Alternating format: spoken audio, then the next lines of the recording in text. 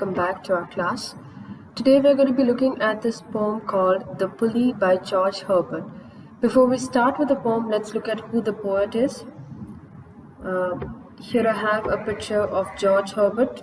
If you read up a little bit about him, we are told that George Herbert was a Welsh-born poet, orator, and priest of the Church of England. His poetry is associated with the writings of the metaphysical poets, and he is recognized as one of the foremost British devotional lyricists. He was born into an artistic and wealthy family and largely raised in England. He received a good education that led to his admission to Trinity College, Cambridge, in the year 1609. He went there with the intention of becoming a priest, but he became the university's public orator and attracted the attention of King James I. He served in the Parliament of England in 1624 and briefly in 1625. Later on, we are told that after the death of King James, Herbert renewed his interest in ordination. He gave up his secular ambitions in his mid-30s and took holy orders in the Church of England, spending the rest of his life as the rector of a rural parish of Fergalstone St. Peter, just outside Salisbury. He was noted for his unfailing care of his parishioners, bringing the sacraments to them when they were ill and providing food and clothing for those in need. Henry Vaughan called him a most glorious saint and seer. He was never a healthy man and died of consumption, which is pneumonia, at the age of 39. Okay, so all we need to know is that here we have a poet who was also a priest, and he died very young. He has a very illustrious career in the sense that he did work for the Parliament of England, but he gave up his other duties and decided to continue with his calling to become a priest, and he did that with great care for his parishioners, the people that he served. And of course we are told that he died really young. The reason why I thought of reading up till here is because I wanted you to focus a little more on his life and how he was inclined to religion and to faith, because the poem that we are doing today is about faith, it's about God. Okay, and let's read it once and let's try to see what is George Herbert talking about. And like we already know, we have a rough idea that this poem is about faith and about God, but let's see what he's really trying to say here. So the poem, The Pulley by George Herbert. When God at first made man, having a glass of blessing standing by, let us, said he, pour on him all we can. Let the world's riches which dispersed lie contract into a span.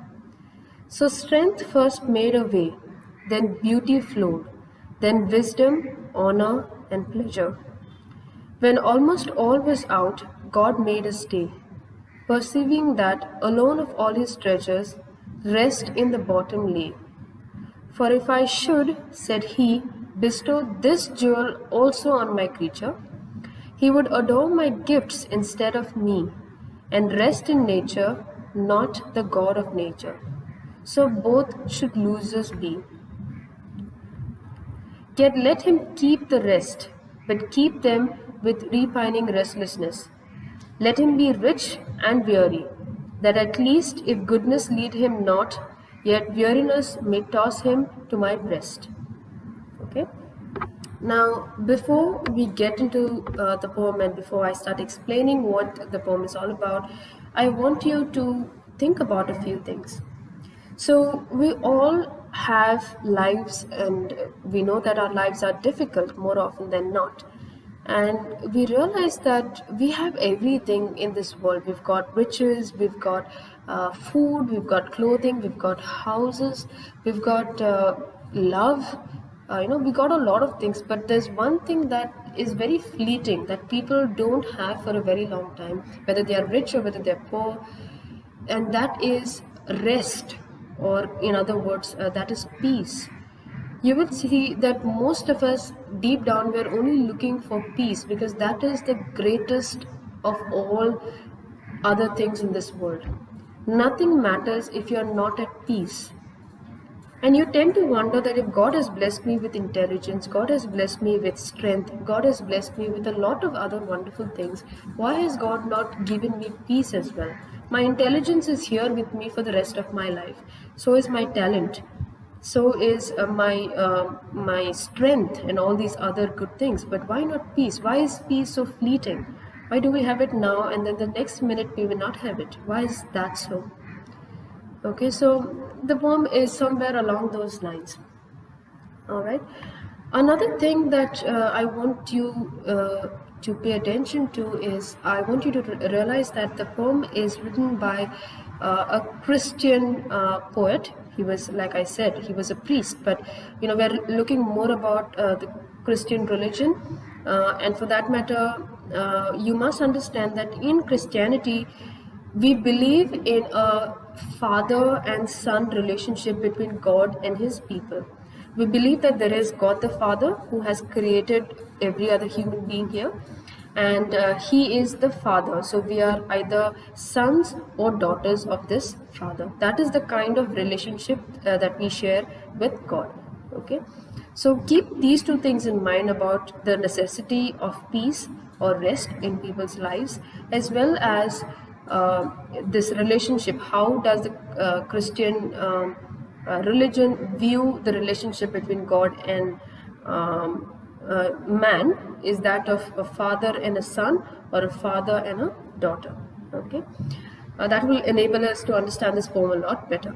Okay, now let's dive in. Let's see what the poem says. When God at first made man, having a glass of blessing standing by, let us, he said, pour on him all we can. Let the world's riches which dispersed lie contract into a span.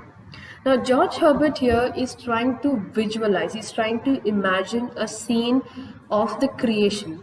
He's trying to say that when God decided to create man and to bless him with a lot of other qualities and a lot of other needs, what was it like? He's trying to picture that scene. So we have God here, we have a glass, there's a glass with all the blessings that God has next to him, and then of course there is man, that is God's creation, and of course there is a father and son relationship between God and man, right? So when God at first made man, having a glass of blessings standing by, so there was a glass of blessings standing next to God, let us, he said, pour on him all we can. So God is talking to perhaps the angels in heaven, and God is telling all the other angels that when I create man, whatever blessings I have in this glass next to me, I will pour all of these blessings on man, so that man is extremely happy. When man goes to earth and he lives his life, he has all the blessings that I'm going to give him. Okay. Let the world's riches which dispersed lie contract into a span. So now there are riches like we were talking about, like strength, like hope, like friendship, like love. These are riches. Okay, even being rich itself, being intelligent, being brilliant, being talented, all of that are riches. They're good things. So we are talking about a time of creation when all these riches were just there. It did not belong anywhere else. These qualities were just lying there, more like in space, just there. Okay. But now God says, let's take all those riches, we'll collect it in this glass, and from that glass we will pour it onto man, so that all these riches now are contracted into a span. Contracted means, here the word contracted means collected, and into a span we're talking about into a lifespan. So all these riches will be found in the lifespan of man. Okay, dispersed means they were just scattered around. So far, before man was created, these riches existed, but they were just scattered around. But now, after the creation of man, all these riches are collected in that glass and now poured onto man. So when man lives, he will experience all these different riches. Okay. Now, so strength first made a way. So the first riches of the first blessing that God gave man was strength. God gave man strength, and that's true. Most of us know that just to live this life, strength is very important, that we have it. Most of us have it. Okay. Then beauty flowed, then wisdom, honor, pleasure. Okay, so after strength, the next blessing or the next riches or jewel that God gave man was beauty. So, beauty in all its different forms, in terms of our looks, in terms of even beautiful objects or beautiful sights on earth. But just the idea of beauty is a blessing, and that is what God gave man. Okay, then wisdom, definitely it's a blessing. So God gave man wisdom, honor, pleasure. These are all good things, right? When almost all was out, God made a stay. So when that glass was almost getting empty, because God was pouring all the riches that he had onto man, God made a stay. God suddenly stopped. He did not finish pouring of, he did not finish emptying that glass of blessings. Now, why did God made us stay? Why did God stop? We are told, perceiving that alone of all his treasure, rest in the bottom lay.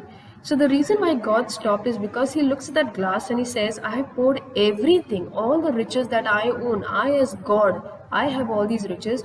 I have taken all of it, the best of it, and I have given my beloved creation, that is man. I have given it to man.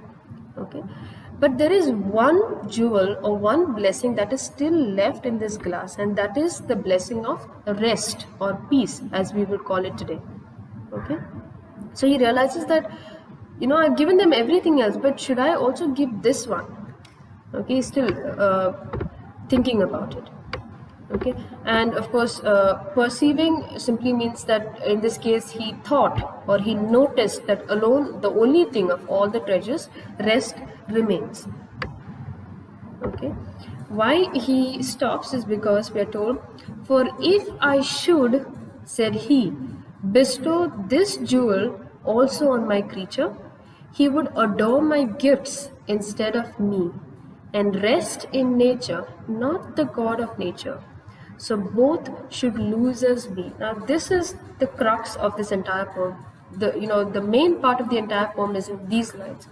So God says and God reasons that if I should give this jewel of rest or peace also to my creature, that is man, then man, what will he do? Man will adore my gifts instead of me. Man will get lost in the beauty and abundance of all the gifts that I have given him, and man will start loving those gifts, and man will forget me, I who gave man that life, and I who gave man those gifts, and that is not fair. Okay, and what will happen? Of course, because he will adore the gifts instead of God, man will rest in nature, not the God of nature. So because God has created nature, he's made it beautiful and calm and soothing and pleasant and everything. So God has given man nature, God has given man many other things like wisdom and intelligence and pleasure, all these things, right? So man will rest if he has to just enjoy himself. He will rest in nature, and he'll forget all about the God of nature. If I give him rest, that is, okay, if I give this quality of rest, he will just rest in nature and he'll forget all about me. He will not need me. That's why he will forget all about me, because he has rest with him along with all the other jewels that I've given him. So both should losers be. This is a nice line. Why will both be losers? The both, of course, means God as well as man. The both of them will be losers because, of course, God will have lost his most beautiful creation, and man would have lost God, his father or her father. Okay, so because of this relationship, you know this, whatever happens, you cannot lose your relationship with your father. If that happens, then you will have no guide, nobody to tell you this is right, this is wrong. Okay, and what is the point? You could have achieved everything else, but you do not have your own father with you. Or what is the point? As a father, if you have achieved everything else and you have everything else, but you don't have your own son. Okay, so going back to the relationship between God and human being, I told you it is that of a father and son. So that's why God says that both will be losers. I will have lost my son, and my son will have lost a father. Okay, and that is not fair. Okay, because I created him, he is come because of me, and how can he forget me, I who gave him everything? Okay, So that's the reason why we are told that God decided, I will give man every other blessing except for rest. If he wants rest, if he wants to be at peace, he has to come back to me. That he will not find in this world. He will find pleasure, he will find intelligence, wisdom, honor, all those things he will find on earth, but he will not find peace.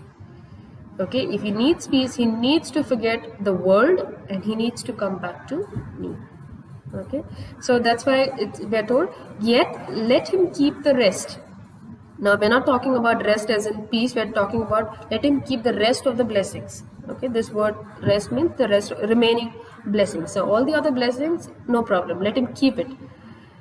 But keep them with repining restlessness. So, he can have all the beauties, all the luxuries, all the riches, all the intelligence, all the honor, but all of that he will have, but at the same time he will not have rest. That means he will always be anxious, he will always be tired, he will always be uneasy, not at peace.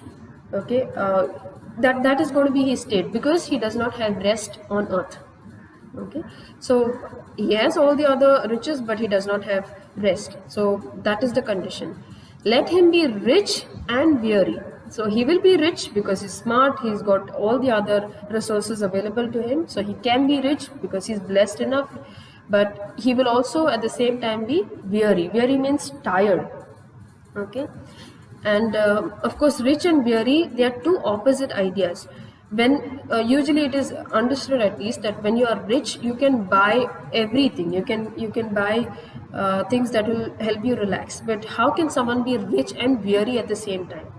How can you be rich and tired at the same time? So these are opposite qualities, and this is an example of an antithesis. Okay, when you put two opposite ideas at the same time, that would be opposite ideas. Also because if you are rich, you are supposed to be comfortable, you are supposed to be relaxed. Okay, whereas when you're weary or when you're tired, you don't have that comfort or that relaxation. Okay, but this is the opposite, or these are the contrary ideas here, but God is saying that is exactly going to be the situation of man. He will be rich but he will be weary. Okay, so and God willed it that way. God had this plan already in mind. Okay, so we have to let him be rich and weary, that at least if goodness lead him not, yet weariness may toss him to my breast. Okay, so why God allowed that man should be rich and weary at the same time is because when he is weary and in search of rest, okay, that weariness will bring him to God. That restlessness will bring him to God, because other than that he will not even think of God, because he will have everything down here on earth. Okay, so if not by goodness, if not by his own faith and devotion and loyalty to God, if not by that goodness, then at least because of his lack of peace, lack of rest, because of his weariness, he will be forced to go back to God, and therefore that bond between God and man will not be broken. God will have his son or daughter, and the son and daughter will have a father. That father and son relationship between God and man will remain intact. Okay, and of course may toss him to my breast. We're not really talking about just tossing him to my breast. We're talking about man will be forced to come to God. So just one part of the human body, that is God's breast, is used to refer to the entire entity, that is God itself. Okay, so he's trying to say that man out of his weariness will come running to me, not just to the chest or the breast. Okay, so that is an example of a synecdoche. That's another figure of speech. Okay, so you'll see that this is how the poet George Herbert, he reasons out why we have everything in life but we do not have peace. Even if we do have peace, we have fleeting moments of this peace, but nobody is forever at peace unless they are in tune with God, unless they get it from God. Okay, that is how he sees it. That is how George Herbert sees it. Okay, And that is why you will realize that so many people around us, they depend so heavily on prayers. Whatever the situation, whatever the problem, they just feel very different when you pray. There's an amount of peace that you get when you're in connection or in touch with that divine power that you can't explain it. It is just there. Okay, and you got to feel that. Okay, so that is what he's trying to say. That peace only comes from God. You will not find it anywhere else. Okay, but again, this is the poet's interpretation of why we are the way we are and why we do not find rest on earth. Why we've got to go to God for it. All right, and of course, the poem is titled "The Pulley." Now, everybody knows what a pulley is, but I still have a picture for you. So, in case you don't know what a pulley is, so you must have seen these at wells. It's this instrument, and you know that it's basically used to lift something. So, you have your pot that it will lift with the help of the pulley. Without the pulley, it's very difficult to lift something. So, this is another example or another nice picture of how a pulley helps you lift a weight. The only function is that it helps you lift something or pull something up, right? And you might be wondering that although it is titled a pulley, nowhere do we have a mention of a pulley made. We are just talking about God and we're talking about man and why God has not given us rest. Okay, so what is the pulley? Okay, what is it that is pulling something? Okay, why is this idea? Why is this poem even titled The Pulley? The answer is pretty simple. Pulley is basically restlessness. The restlessness or weariness, tiredness, lack of peace, that becomes the pulley that pulls people or that pulls man to God. Other things may or may not pull man to God, but when he is tired, that tiredness acts like a pulley and it lifts man to God. It brings man back up to God. Okay, so this is a very beautiful metaphor. The pulley, the word itself, the title of the poem itself is a very beautiful metaphor of because we are making indirect comparisons between restlessness and the pulley because both act or both have the same function of pulling something up. Okay, so that is the pulley that we're talking about. Okay, so this is it for today's class. Thank you.